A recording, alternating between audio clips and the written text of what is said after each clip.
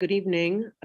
This is April 21st, 2022, and this is our biweekly Police Accountability Board meeting.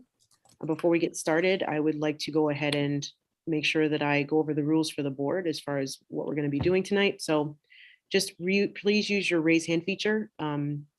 This is, for the sake of interpretation, making sure that they know who's speaking. Please allow others to finish before speaking. Okay. Please speak slowly for interpreters. And we're the pronouns, add pronouns to your name when coming on. Okay. Ms. Walker, can you please call the roll? Absolutely. Chair Wilson. Here. Member Settle. Here. Member Brown. Present. Member Harrison. Present. And Member Nikoloff. Okay, thank you. Okay, thank you, everyone. We're going to go ahead and move on with the agenda. Staff report. Go ahead, Mr. Dwyer Reynolds. Evening, members of the board. Given that we delivered a fairly comprehensive review of latest staff activity at yesterday's meeting with council, I won't dive into that. I will encourage people who did not see that to check out the video on City Council's website on their YouTube page if you'd like to see that in full. It's about 45 minutes of our staff talking about all the amazing work they do. The two updates I want to give to the board are first regarding the case management software contract, which was discussed at length last night. It was signed this morning. So a 9-month-long process to procure case management software is finally at an end. What this means is that we are now on the clock is ticking for us to open our doors for investigations. Once the case management software is fully operational and ready, we will be ready to accept reports of police misconduct for investigation. The normal time for setting up this system is 10 to 16 weeks. We hope to be able to do it between 6 and 8. So we will be moving as quickly as possible to get that system up and ready before the end of spring. Dr. Harrison, go ahead.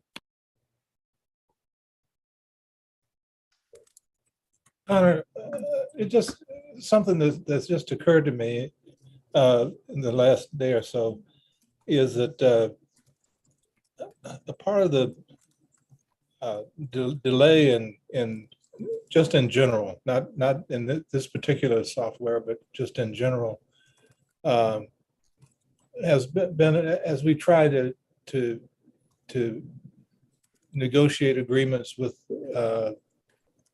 various city components on how they're going to respond to our requests and so forth. Have you considered modifying the report so that it contains a section that might be entitled information that we did not receive, and just produce a report that acknowledges that we don't have everything and why? Dr. Harrison, I think that is a very useful suggestion. Not only do I think it will be important to include that in the report during these board meetings, I think that a weekly email should be sent to the board about these items every week. So I'll just say, excuse me, sorry, motorcycle. I'll just say to folks that that's on the agenda for this week, because we're going to talk about the list that was produced by the staff of things that they're still waiting on. I would like to have them have what the staff needs are and any other needs be a weekly report, and also just something that we deal with on a biweekly basis until everything's done. And I also, I'm sorry, guys, just wanted to say too that board members Dr. Ricky Harvey and Danielle Tucker are unable to make it tonight.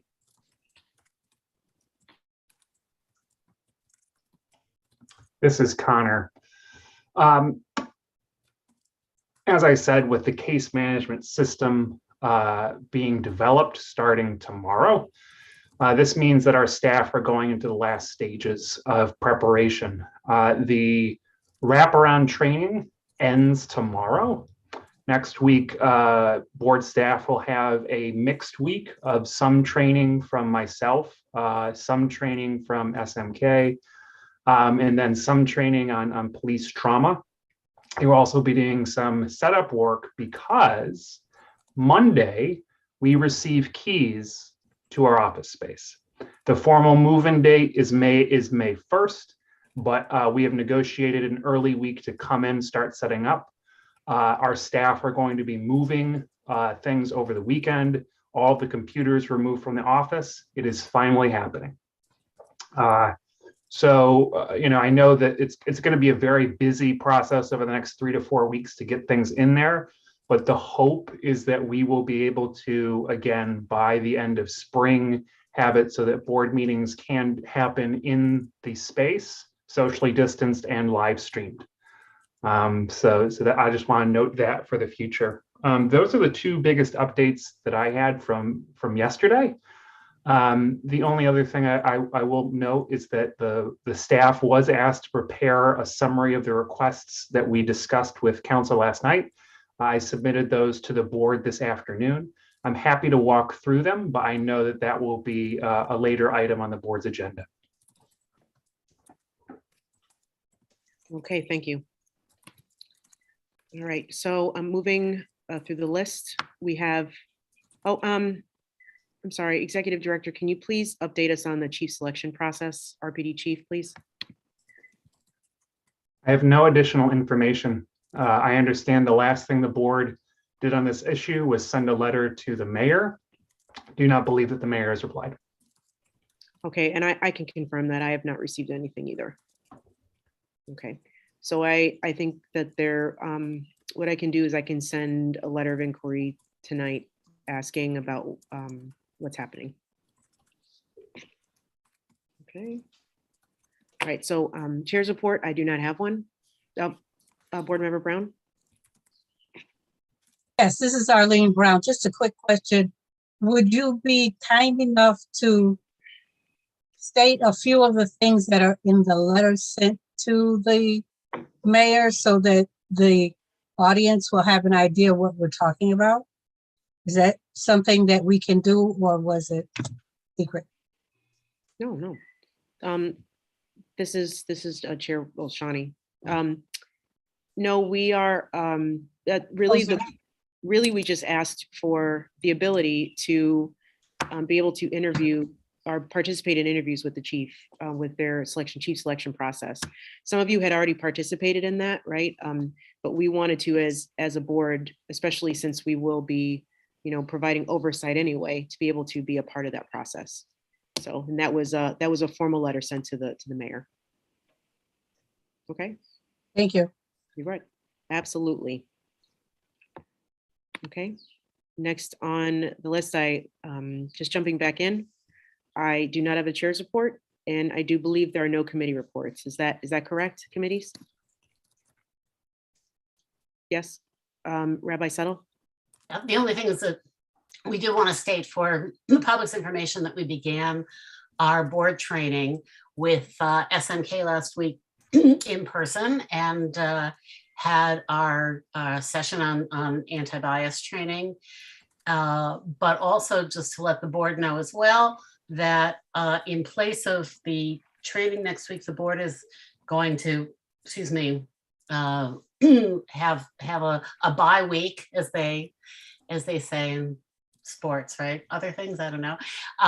But use that for some retreat time that we need, and then resume with SMK 2 weeks after that. Rabbi Settle, can you just give a little bit more context, please, for the board so that they can understand why there's a bye week? Sure. Chair Wilson and I met with Mina Malik today, who's one of the partners in SMK, the consultants, and there had been some confusion, I guess, on their part or miscommunication with us about the specific dates. But we also had asked that we sort of worked with her to sort of fill out our desire to have more of to be sure that the trainings really directly addressed and let us sort of practice with, if you will, the application of the concepts we were learning to our work with the police board, and as well to discuss some ways in which we could have some additional resources and have time to prepare and look through materials as well. So for all those reasons, she felt that they would be able to be better prepared, and we would have some time to look through things before our next session together. Okay, so we will go ahead and start planning that bi-week session. So stay tuned. Okay, so we will be meeting next week and we will be formulating that with you all about what that will look like. Okay. All right, so next on our agenda for the evening, we have old business. And the first item of old business is the city council liaison job description. That's been placed because I think with what we experienced yesterday with the needs of the staff, I think that it would be a really good idea to see how the city council liaison can help bridge and help facilitate some of those needs that we have. Dr. Harrison. I've been kind of out of touch, so I'm not sure where we stand, but there is a report, a brief report from the Rules Committee whenever that's appropriate.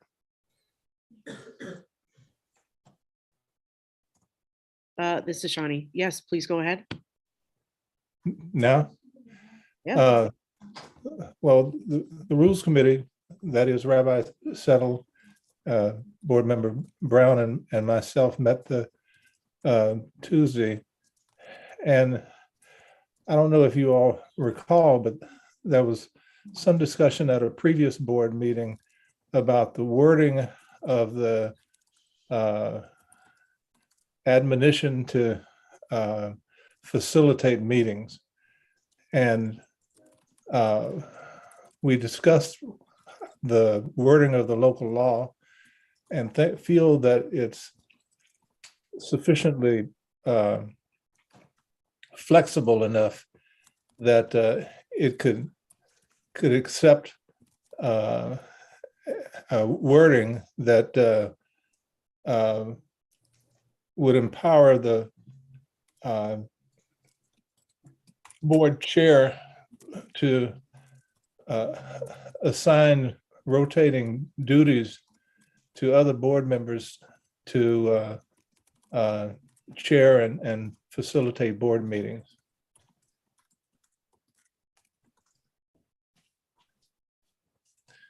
I don't know if Rabbi Settle has the exact wording that we want for that or had for that, or if you do, help me out. I think we just said facilitate or designate another board member to facilitate. So that's the Rules Committee's suggestion for that section of the board rules. So this is Shawnee. So I think my question for Rules Committee would be, was there a proposed rotation? Was there a schedule, or is that something that you are asking that I would come up with? Yeah, it's the idea of rotating duties is the central part of what we believe should be included. And I would ask that the board consider voting to accept this report. I apologize. This is Shawnee again. I just have some more questions.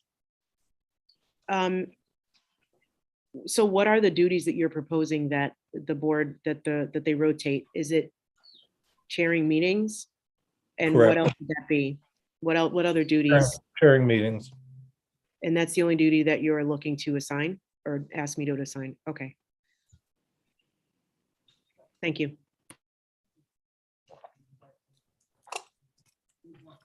That's me. Board Member Brown?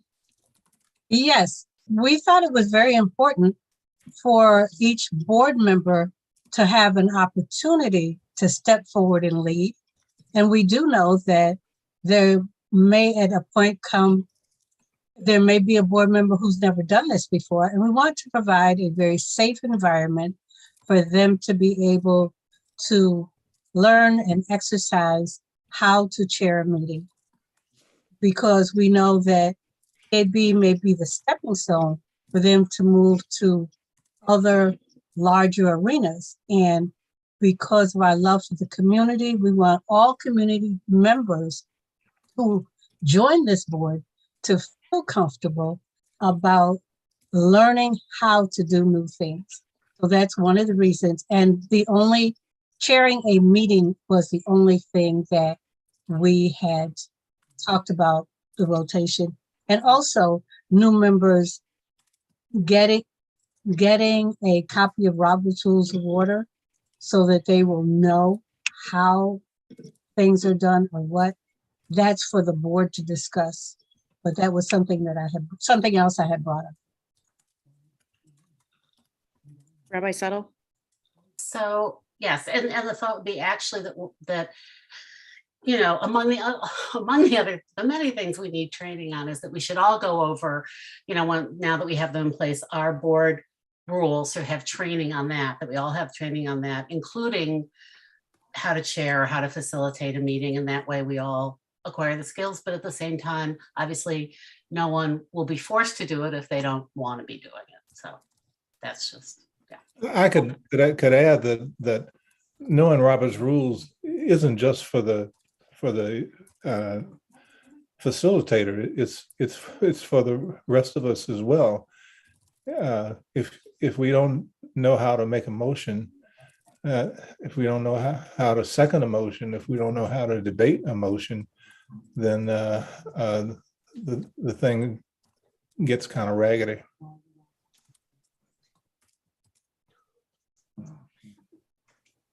This is Shawnee. So I think what I would like to ask is if the Rules Committee would be open to an addendum to your proposal.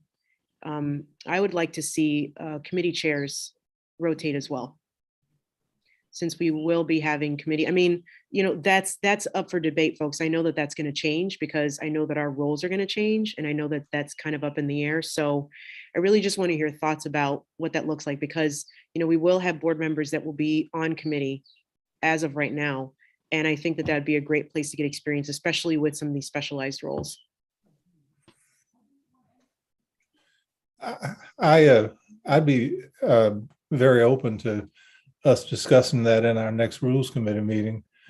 I also think that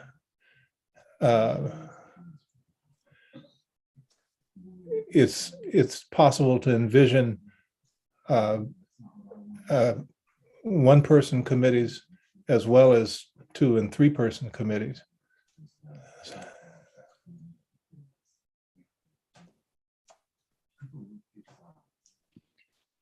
Okay.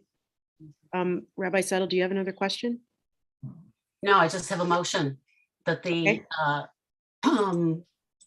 that we amend our rules to just include the phrase where it says the chair will facilitate the meeting, to say, or designate another member of the board to facilitate. Okay. Second. All right, all in favor of the motion? Okay, I see Brown, Settle, Harrison, Wilson, and Nikoloff. Motion carries. Okay, thank you. So folks, the only thing so there doesn't seem to be a time deadline on this, on these, what the Rules Committee has just brought to us. So that I think is something that I'm gonna have to work on. So obviously I'll do it as soon as I can. But yes, Rabbi Settle. May I suggest that you wait until we all have that sort of training on the rules and facilitation? Yes, absolutely. Okay, that's great, actually. Thank you. That helps.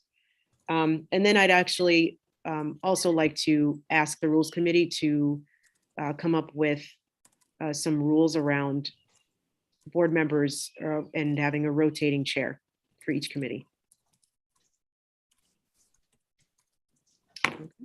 Great. Thank you, folks. All right, so the next on old business is discussing actually, I apologize. I know that we are on, I'm going to bounce back to the city council liaison job description. So what I would like to do is just open up the floor for you all to discuss. I think that, after last night, I think that we definitely have ways for the liaison to assist us. And I really would like to get some ideas from you all about what that looks like so that we can start to formulate that to send to Councilmember Smith.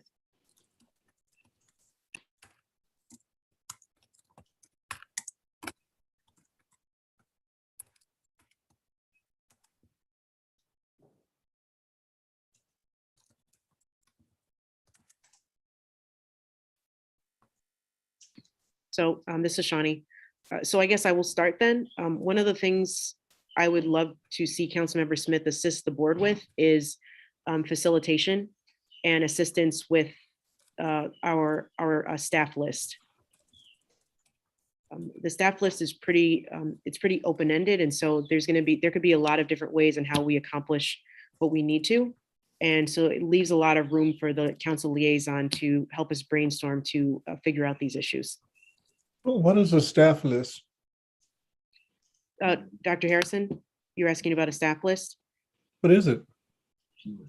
So we, after last night, we asked the staff to come up, the staff had a list of things that were outstanding that they were still looking for from either city council or from our forum, so that we can get our organization running. Oh, you mean a to-do list? Okay. That's right. Okay. The to-do list. Excellent. Okay, and just for the sake of, please remember, raise your hand and state who you are for the interpreter, okay? Dr. Harrison? Yes, ma'am. Thank you. Okay, anybody have any other thoughts about council member liaison job description, please? Rabbi Settle? I just think that it seems that if we have concerns to, presumably, right, if we have concerns to express to the council or vice versa, do we want it to go through the liaison? Is that supposed to be the chain of communication or the vehicle of communication? Okay, so that's another piece of that. So I think that I'd like to discuss that. I think that the chain of communication is something that it can happen a lot of different ways. I know that Rabbi Settle, you had asked that, in different correspondence that everything be sent to all of city council, and that we should, and maybe the proposal should be that, we send all of our correspondence to city council. However, we work with and through the liaison. How does that sound? So I think we have to clarify what that means. I mean, I think so. In other words, when we, so for instance, so I think that's just something to be clarified, right? And maybe we should do that with the liaison, right? No reason why it shouldn't be in partnership, but to talk about which things should, because one thing I want to be clear, we've had situations in the past where there were issues around the PAB and we found, I'm so sorry, by the way, I know I speak quickly and I'll try to slow down. In the past, there have been concerns with the PAB, and we found out that not all the council members even knew about the issues involved, that they had not been informed. So we want to be sure that that doesn't happen. At the same time, obviously, we don't have to bring everything to everybody all the time. So I think it would be great to sit down with Councilmember Smith and sort of try to figure out which, as a council member, to get her take on what she thinks would be useful for us to always give directly to council as a whole, and what she can communicate. Dr. Harrison? I don't know how strongly I feel about this, but it seems to me that the liaison is misplaced. And what I mean by that is that if there's someone who's to serve as liaison between city council and the PAB board, that person's contact should be with the PAB board. I was thinking about what Connor said just a few minutes ago, and it just seems wrong to me that the PAB staff made a presentation essentially to the liaison that was in much more elaborate than the presentation to this board.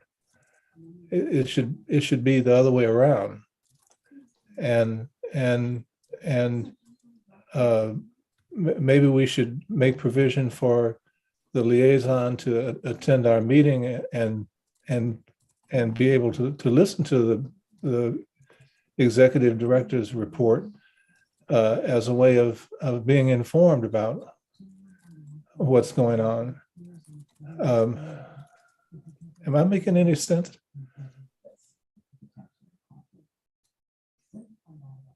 So Dr. Harrison, I'm going to just ask a question then. This is Shani. So I think my question would be, and this is for the group as well, would you like for them to attend every meeting that the board has? Because I know that was a question that council member had as well. She would like to attend board meetings, but should she attend once a quarter, once a month? Like, what would that look like to you and to the rest of you? Well, I would say that, again, I would say that the devil's in the details. And what do you mean by attend? I think that she can sit there and listen. I don't think she should be a participant in our discussion, and she certainly shouldn't be have a vote or anything like that. I'm just saying that in order to stay current on what's going on, I wouldn't object to her being able to listen to Connor's report, and then Connor can make a report that's comprehensive enough to this board and hints to her.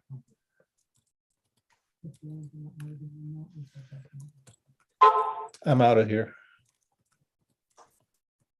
Thanks, Dr. Harrison. Board Member Brown?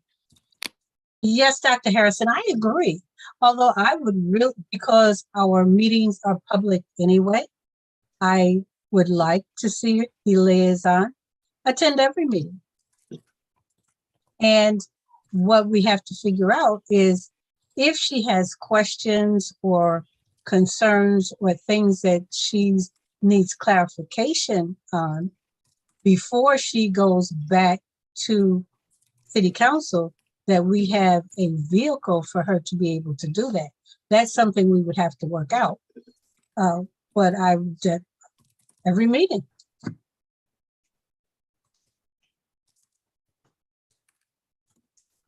This is Shani. That's a fantastic point, Board Member Brown. I do agree we need to have a vehicle for a council member to ask questions. She can receive our agenda ahead of time and then ask clarifying questions as needed there. But there does need to be a vehicle in which she can ask questions and get answers in between meetings. So it's a good list, guys, so far. Okay, anyone else?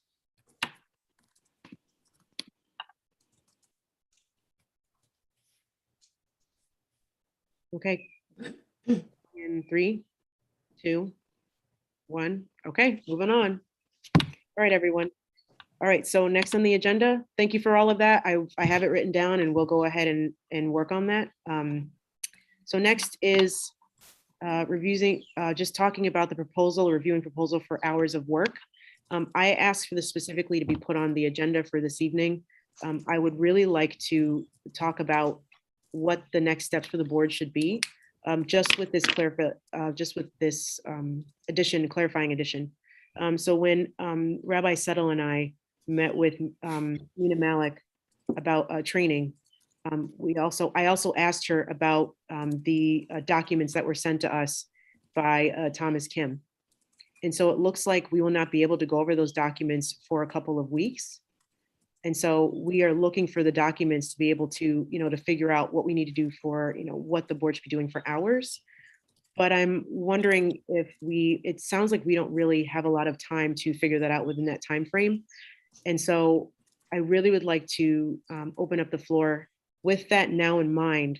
What does it look like for you all to figure out what hours will look like? I understand we don't know what that looks like, but I would like to have some framework so that the staff can work with something.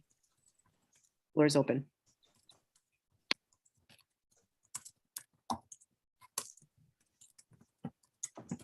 Okay, Thank you, Member Brown. Thank you. yes. This is Arlene Brown. It's very difficult, as you know, to pull out numbers from out of the air to say, these are this is the time that this is going to take.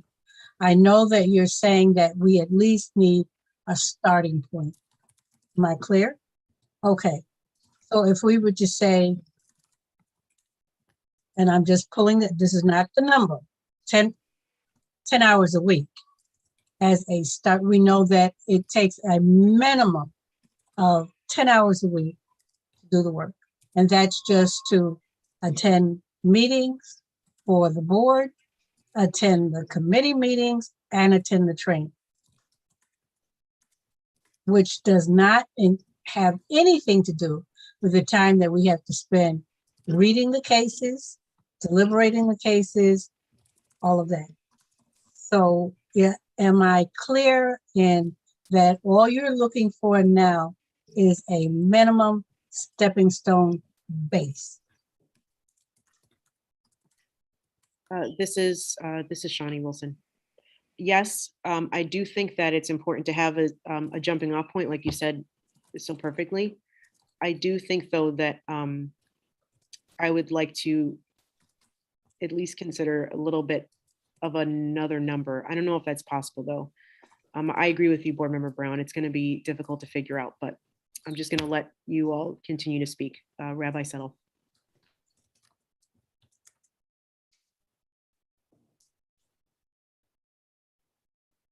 Oh, Rabbi, you're muted. I'm sorry, this is Rabbi Settle. As I mentioned, when we brought it up in our meeting with Nina Malik, or after our meeting, I want to think of it the other way around. I think that we have put tremendous and unsustainable expectations on ourselves in these past 2 years in terms of the amount of time many of us have devoted to the PAB. In other words, that for a volunteer board that is going to be representative of a wide swath of the community, it is unrealistic to think that this can be a half-time job, i.e. 20 hours a week. So if we go, so if you will, from there, 10 hours a week seems reasonable as a sort of a volunteer project. I don't know what 15 hours a week would look like, but I think that we have to be realistic because it's clear that there are members of the board who have more flexible schedules and people who have less flexible schedules. And I don't think it's fair to set the standard by those of us who have flexible schedules for those of us who have less flexible schedules. And I also don't think in terms of going forward and new people coming on the board that it's fair to sort of say that this sort of unrealistic and unsustainable commitment is what we have to expect of people. So I guess what I mean is I want to say, let's, again, if we start with 10 hours and say this is a 10-hour-a-week commitment, then we have to structure the workload for that 10 hours rather than the other way around. In other words, we have to fit the workload to what is reasonable and sustainable to expect of a volunteer board that is supposed to include a wide range of people, i.e. people who would need childcare and have to work 9 to 5 or have to work an unusual job, or people unusual hours, or people who don't have a control necessarily over their time during the weekdays, that they can have an evening meeting, but they're not going to be able to meet during the day or have extra time at that time, whatever, things like that. That if we're going to be, fair and realistic, we have to say we have to find a way to make this workload fit sustainable, realistic hours, and be honest as board members about what those are, rather than taking, the sort of, the extreme, if you will, as the standard. Thank you, Rabbi. Board Member Brown? Thank you so much, Rabbi Settle, for clarifying and flipping the script. I would like to ask you and then Reverend Matthew Nikoloff, do you feel 15 hours a week, because you all have schedules? My schedule is a lot more flexible than yours. And because of the workload that both of you all carry, not just with your jobs, but with your commitment to other things in the community, is 10 hours is 15 hours a sensible, sustainable number to work with? And if not, how should we lower it?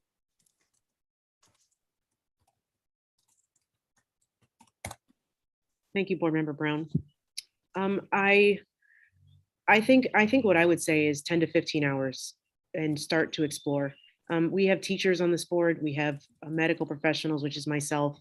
You all know, me and what the work I put into this. It is very stressful to think about what the community will need for this to work well. And, we can't do everything. That is what I submit to you all. And so we will need volunteers to help us with some things, ? We have to think about what our structure will look like, but, one step at a time. But I at least would like to start there.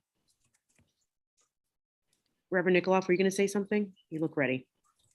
And I just took my hat off. But yeah, I think thus far, I'll give props to my congregation here at the South Wedge Mission. They believe in this work to the extent that they essentially subsidize or use some of my professional hours on some of the work we do. And so I want to celebrate that a lot of the work that enables this is from citizens and members of communities who also support the board members or who create this space.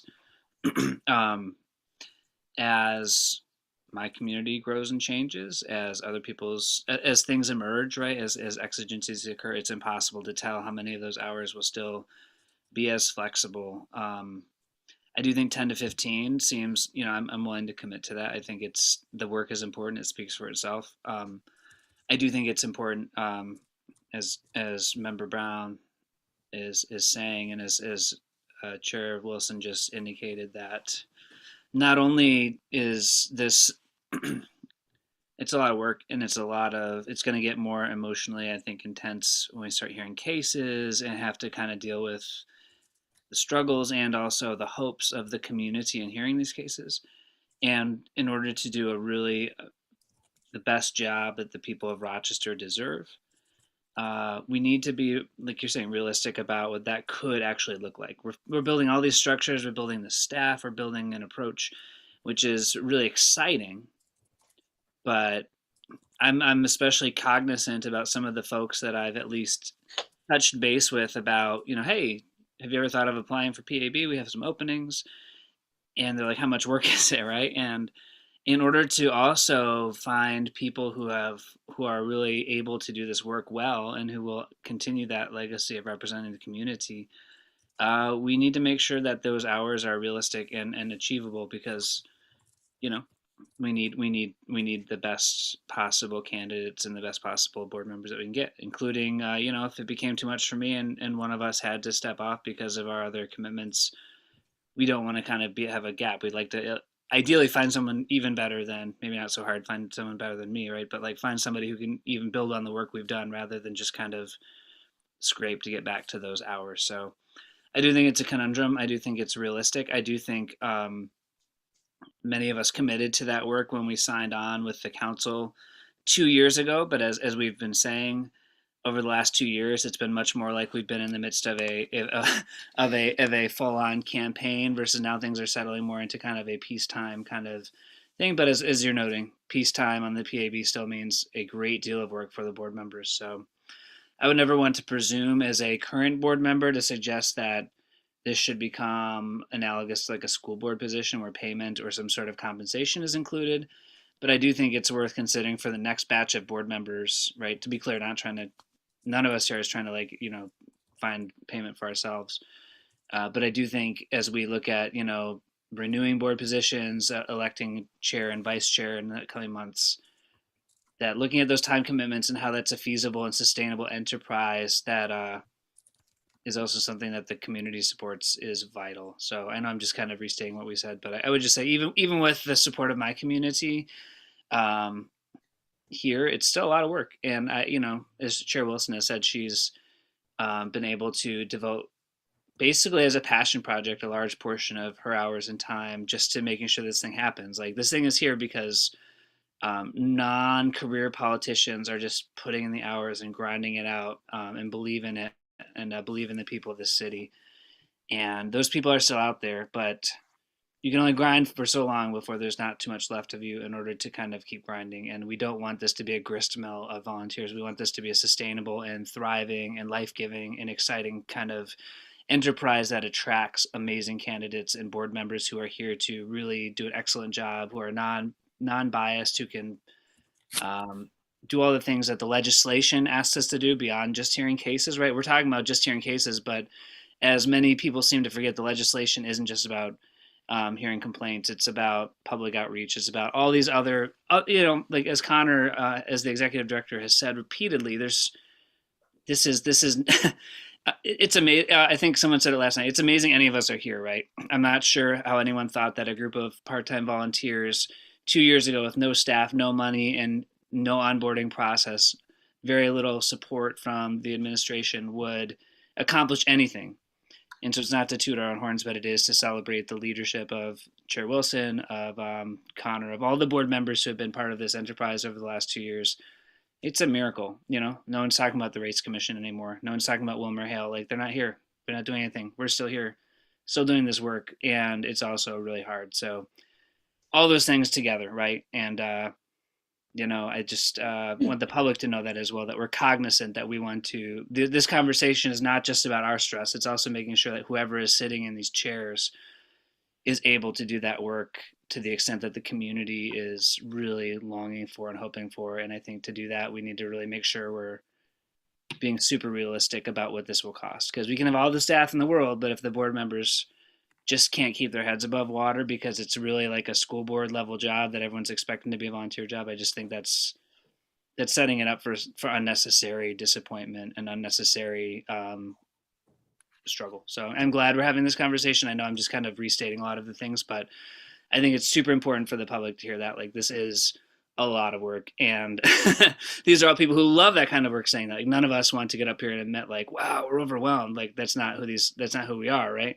But thank God, because in a culture where we just expect everyone to be kind of resources to be exploited by capital in order to kind of just grind them out and then get rid of them and insert someone next into the place, like, this board will not be a place that exploits people's hours and time and then gets rid of them and just kind of grinds people and spits them out. We want to be a board that respects everyone's resources, time, and investment, especially folks who are also going to be working intense jobs like teaching, like medical professions. So yeah, I think this is a conversation as much about ethos and as much about how we value board members and the work we do as it is about the particular persons here. But Okay. can't be overstated. Like it's a crap load of work. Excuse my language. It's a lot of work. It's a lot of work, right?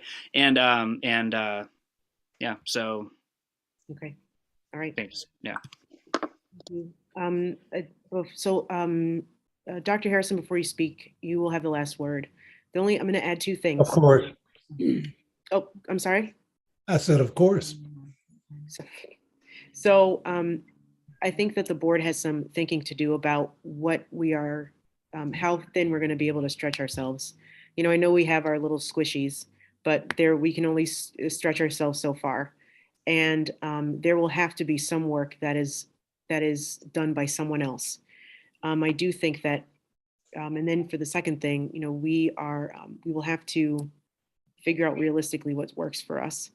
And also thinking about the community who should be represented on this board. You know, I want, you know, you do not need a degree to do this. You need to be a citizen that lives here. You need to be somebody that cares about your community and wants to make it better. That's the only qualifications that you need to be on this board. So we want to make a way for all of us, for all of you. And that means that we have to give the city a realistic sense of what it's like to do this. I also have approached many people and their first question is, how much work is this going to take? And I put it to you all that, you know, city council didn't know either. And so, but now we have a ballpark idea. So, all right, Reverend Nikoloff, if you give a final statement, are you gonna be able to make it short?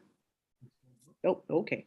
Absolutely. I would just say that, you know, an analogy from the church world, right? People often say, oh, you're a pastor. You'll do this for free, right? Because you just love people. And it's like, yes, and like we have women of color on this board. We have people who have been traditionally treated as if their labor is free and expendable. And I think it's a horrible precedent just to assume they're willing to do the volunteer work. So make them do all of it. Like we should value the work that is done, especially by people who are making sacrifices above and beyond their normal work. We love doing this work. It's awesome. Like it is so cool to see what has happened in 2 years, despite all the challenges, despite all the struggle. And so again, this is not an entitlement statement. It's just acknowledging, like, if you want quality work, you also need to make sure that you are valuing the personhood, the time, the gifts, and the energy that people like Chair Wilson especially are putting into this work. People who are traditionally seen as like put more on their backs because, you know, Black women will carry the community, you know, volunteers will carry the community. Like they will, but like Chair Wilson shouldn't have to do that on her own when she's also trying to make a living and be a part of the community, right? So I do think it's worth the community asking how much do we value having this work. And hopefully once we start hearing cases, it will be a no-brainer because you'll see like how well built this thing has been because of the work of folks. So yeah, don't assume just because people have a volunteeristic spirit that like, okay, we can use them to get done for free, right? Like that's not fair historically or presently. Uh-oh. Thank you. Dr. Harrison, last word before we move on with the agenda. Well, we always talk about how we're not being paid, yada, yada, yada. We forget, we got big bucks. We got, the thing that we have to make sure is that we take real good advantage of the staff that we can afford. And we can afford staff. Connor's already demonstrated that. So in addition to worrying about how much time it's going to take us, we need to focus. I think we need to focus more on how to take advantage of the staffing that we have. Over and out. Director Reynolds, Dwyer Reynolds. This is Connor. To respond to Dr. Harrison's point, the board is interviewing candidates next week for a clerk just to the board, someone to just serve the board's needs in all its many ways. So having someone full-time just to do that. And then something that I wanted to make clear is that the consultants and myself sent some examples of cases and case reports. I have to resend one document because if you compare the way that Seattle does their reports to the way that Chicago does their reports, one is much more concise and short. And that is in part because they have much more staff support there, right? So there can be ways to structure the staff's role to make your lives much easier. I just want to offer a point of clarification real quick. Dr. Harrison, we are not all making the big bucks, sir. So I will tell you that I work part-time and I do this part-time. So I am definitely doing my best to keep up with both, but it is not sustainable for me. So this is what we need. Hold on. This is what we need to do. And this is what I have chosen to do this for a reason. But yeah, go ahead, please. I'm just saying, Chair, we direct an organization with a $5 million budget. It's true. So let's not, let's make use of it. Thank you. All right, folks, the last two things we have on the agenda are just what we talked about in old business already. I had asked for a proposal to coordinate with City Council Liaison to work with us on a provided list given to us by staff. So I will go ahead and work on that and kind of formulate that so you can look at it and see what that looks like with the suggestions that were given when we were in our old business place. And then the last thing was to the proposal to acknowledge and act on the fact that the PAB executive director reports directly to the board, to us. And so that is a consistent issue. And it really is a communication structure issue. I believe one of the board members said it earlier, that it's a chain of communication. And so I know we've written letters, we've had our lawyers write letters. And so we need to, it is now coming to a point where it has been affecting how this organization has been able to do things since the beginning, since day one. Or since before the executive director got here, rather, right? He didn't exist before, so we didn't know him. But we have this is a continuous issue, and we need to put our stake in the ground and just say, no, this is what we want, this is what we're doing. But we also need to have a proposal, a solution. And so we can work with city council liaison for that. But I do think that it should come from us as the board. Open up for discussion.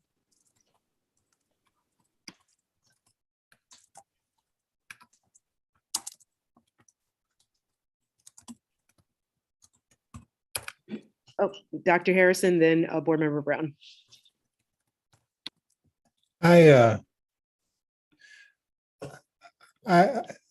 actually thought about this a little bit in the sense that the way we've been shown the way because City Council has communicated a system to us of how City Council wants us to communicate with city agencies. I think the converse should be acceptable. That is that we should be able to and should be asked to or expected to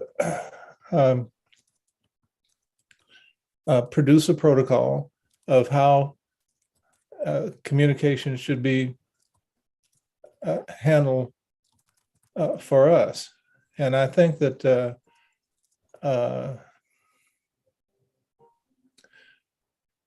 I think it's fair, should be fairly simple, because the easiest way to do it would be to designate someone on or some part of the PAB board to receive all correspondence, all communication, and distribute the communication from there in appropriate directions. Okay, I want to pin that point. Board Member Brown, go ahead, please. Okay. Just for a point of clarification, how is it done now? Where is the fly in the ointment? And what it is that we want done specific? Because generalities aren't working. Director Dwyer Reynolds. This is Connor. So this is addressed in the letter that the staff sent to the board, and I'll just read a little bit about it. You know, how reporting structures work out in reality, the concrete of it is that when city processes ask for an approval structure, right? So when someone at PAB wants to order a pencil, that request goes to the head of the department for final yes or no. Okay. And in these processes, I am not treated as the department head. That reports to you. If you look in the city's infrastructure pages everywhere, I report to City Council's chief of staff, not any of you. And so what that means is that whenever a major decision or a really small decision has to get made, I don't have the authority to make it, and you don't have the authority over it. It's City Council and their chief of staff. And that's not just in terms of those processes, it's also in terms of communication. So when we were looking to have our hotline developed using the city's 311 system, we reached out to 311 when we asked some questions, they didn't get them answered. We wanted to reach out back to them. Instead of meeting with us, the city went to City Council to discuss the issues around 311. And, you know, we were told that if you want information from 311, we can go through council. And finally, it means things like, you know, city council member, you know, city council staff may give directives to my staff, you know, saying, you know, show up to this meeting or do this, and I might not know about it. And so those are all things that happen.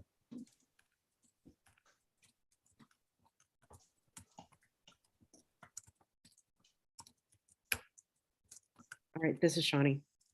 One of the things I think that, you know, when you look at the communication chain, we have the executive director, we have city council, and then mayor, and the PAB, we are an outlier. And so we do not receive information unless we are gifted it. And I'm not trying to be mean or facetious. It's what's happening.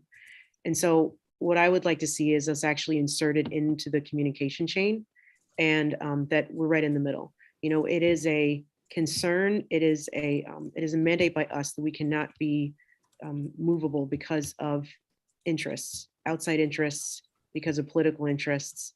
And, you know, we are dealing with that right now, right? This is very much looking like what happened last year in a lot of ways, not every way, but a lot of ways. And so I think that, you know, I think if the board were to come up with their own communication strategy or communication chain, and then submit it to the council liaison and city council, and then, you know, get them to discuss, I think that would get a lot farther. And then just say, you know, we have to be able to have a staff that can work and do their jobs. You know, we have to, you know, I don't want to hear about, you know, what is the staff doing? What are they doing? They're doing their jobs. So, but we've got clear barriers in the way that, and it's because of the communication, it's because of the overlooking and refusal to just acknowledge the fact that the executive director is able to make decisions. Dr. Harrison. I'm sorry, I misunderstood the question that you were asking in the beginning. And so my answer wasn't really direct enough. This is the problem that we've had since the inception of the board. Right. And it's no closer to being solved today than it has been.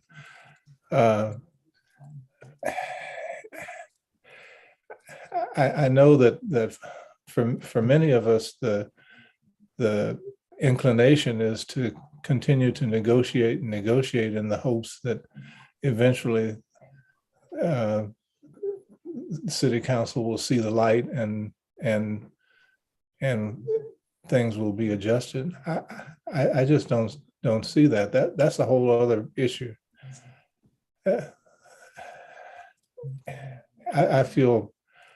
I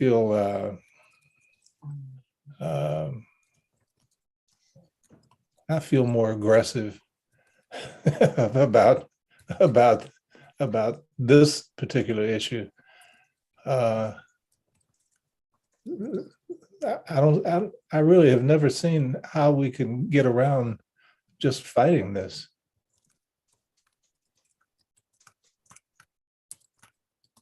Rabbi Settle? Hi, this is Rabbi Settle. I guess one more possible step in this is to also say that a responsibility of the liaison is to educate the city council around, you know, the background issues, if you will. So for instance, we had our pro bono attorneys write a legal memo outlining exactly why the charter, you know, the law supports this position. But I doubt that any current members of the city council ever actually read that memo. So perhaps a role of our liaison is to be briefed on that memo, to understand that memo thoroughly, and be able to educate her fellow council members on the content of that memo, so that as we sort of discuss these issues, right, they are then actually informed about why this, you know, not just why this is important for the functioning, but why this accords with the city charter and the law that created the PAB. So that's another sort of piece of that. This is Shawnee. I'm also, you know, agreeing with Dr. Harrison and everybody else. I wonder, you know, we want to show, you know, city council our good faith that we're willing to work, but, you know, we've been doing this for 2 years almost. And, you know, we're running out, like, it is now affecting how this organization runs. It has affected how it runs. So there has to be a way to get this done. And I think that we'll collectively come up with that. I think that, you know, there are a lot of good ideas on the table. And, but I think we've kind of, I think one thing I think folks is clear is that we've transitioned into a new phase, which is we're just not going to take this. So that's the phase. The phase is that we are willing to, you know, really, quote unquote, as Dr. Harrison said, fight this. So I'm encouraged by that and excited to see it. All right. All right, everyone. So that's it for our agenda for the evening. Is there anything else? Go ahead. Mr. Dwyer Reynolds, go ahead. Chair Wilson, I believe in discussions with staff today, there was some discussion of the timing of this letter being sent to council and whether or not the letter will be released to the public by the board, and how the board wanted to manage that, if and how. And I think that should be probably resolved by the board tonight. Rabbi Settle, go ahead. This is Rabbi Settle. I feel very strongly that the board itself has to write this letter, and that while we appreciate the outlining of sort of the issues from the staff, I think that also it would be helpful if there were more specifics in it. So I don't know whether, I think that probably this is a situation as we've done in the past, or maybe a couple of us could work on a draft and circulate it to the rest of the board. So if there are people who want to do that, we can, that's what I would suggest. Go ahead, Mr. Dwyer Reynolds. That makes perfect sense. I just want to be able to give the staff a sense of the timeline and if and how that letter that comes from the board may be released. All I'd ask is that in future communications, just keep me looped in on that. This is Shawnee. Oh, okay, go ahead, Dr. Harrison. I wasn't sure that we were finished with the first problem, the communications problem, the who's in charge problem. We did not. I mean, the last thing we said was fight back. Yeah, So, but I think we need to be more specific than that, don't we? I mean, you know, I'm ignorant about these things, so I would just say, how do we go about suing their asses? well, Okay. Well, I think that like the reason why I left it open-ended was because I think that there were conversations that needed to be had offline about what our next steps would be. I do think we're running out of options. I do think that it has, I will continue to say that it has affected how the timelines that we are having are because of the challenges that we have faced. And so I don't have any answer for that.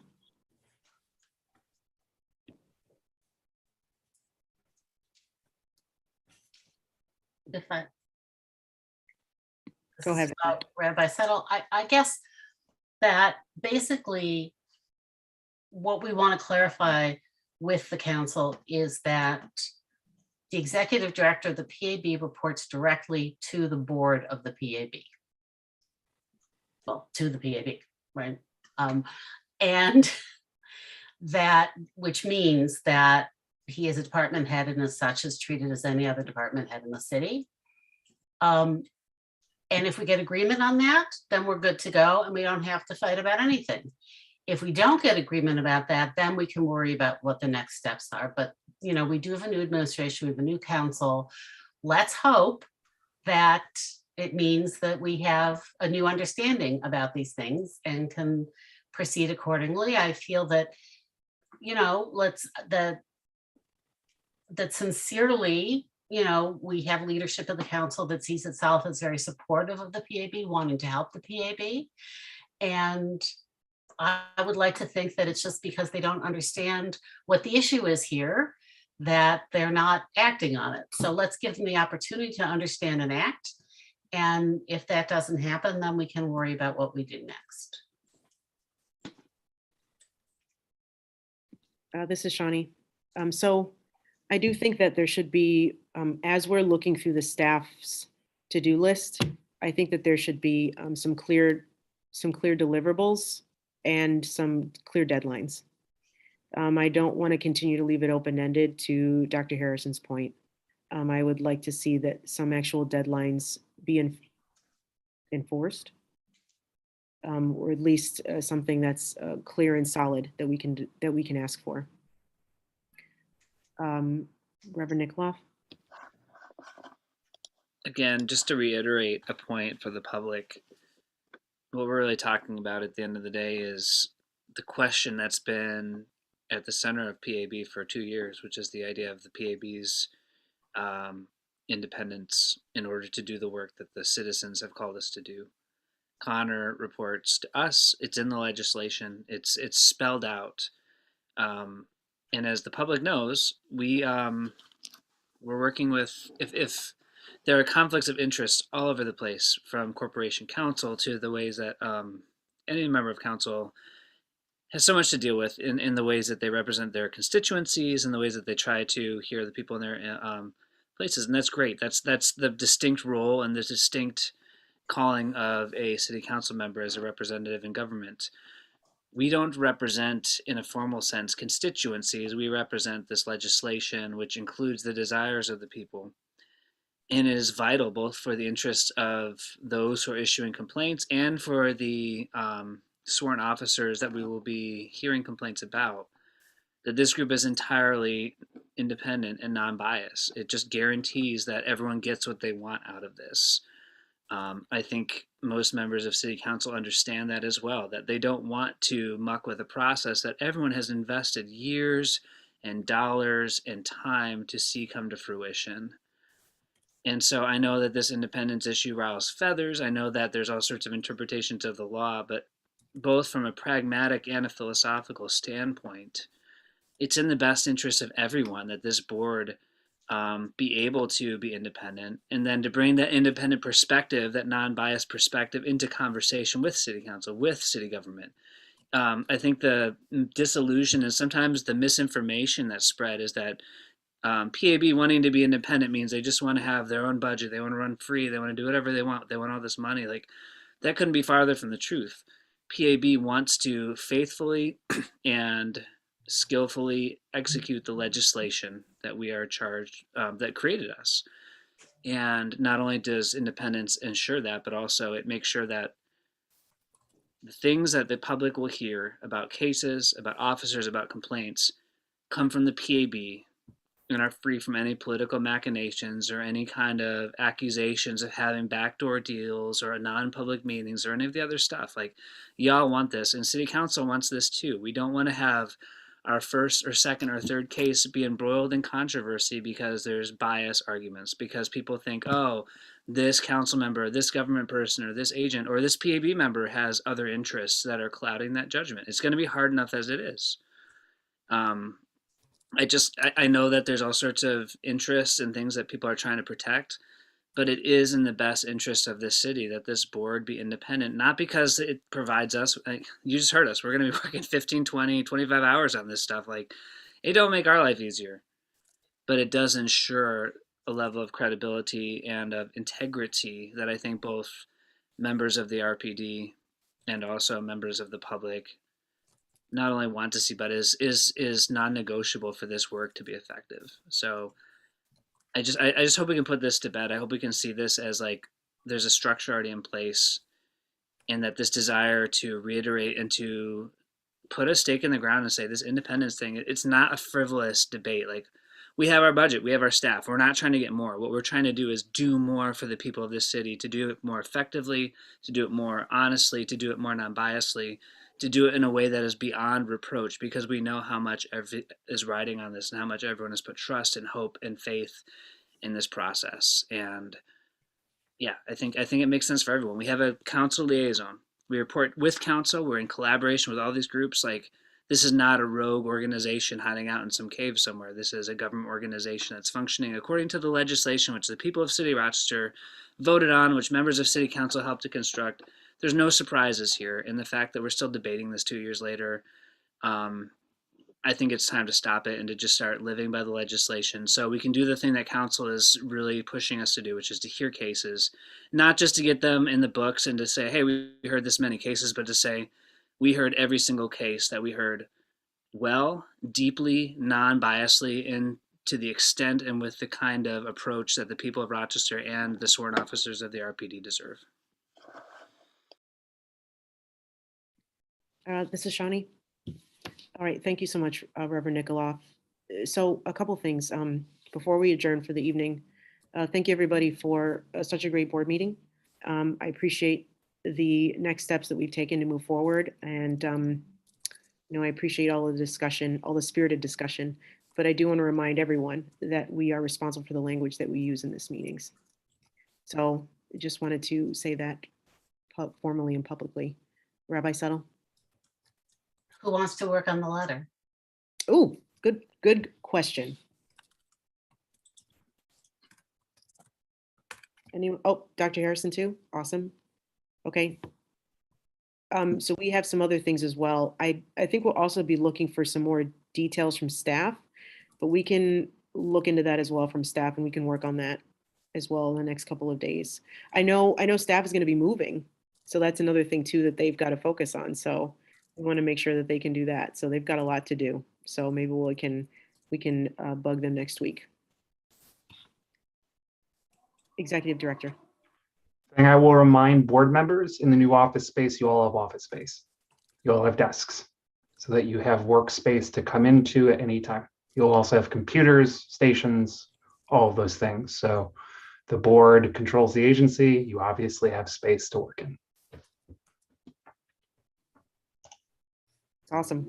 Okay, folks. All right, all in favor of ending our board meeting for this evening?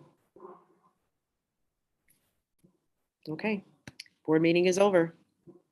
Okay. Have a great night. Thank you for a great board meeting, everybody. I appreciate it. Thanks, everybody.